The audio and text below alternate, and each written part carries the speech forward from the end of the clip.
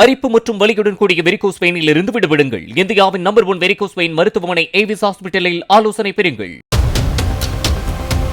விருதுநகர் மாவட்டம் சிவகாசி பராசக்தி காலனியில் செயல்பட்டு வரும் அச்சகத்தில் திறந்தவெளி மின்தொக்கியிலிருந்து தவறி விழுந்த 12 வயது சிறுவன் சிகிச்சை பலனின்றி உயிரிழந்தார். 6ஆம் வகுப்பு முடித்திருக்கும் சிறுவன் முகமது ஆசிப் கோடை விடுமுறையில் தனது சித்தி வேலை செய்யும் அச்சகத்திற்கு வந்திருந்த நிலையில் பொருட்களை மேலே எடுத்துச் செல்ல பயன்படுத்தப்படும் திறந்தவெளி மின்தொக்கியில் விளையாடிக் கொண்டிருந்த போது தவறி விழுந்துள்ளார்.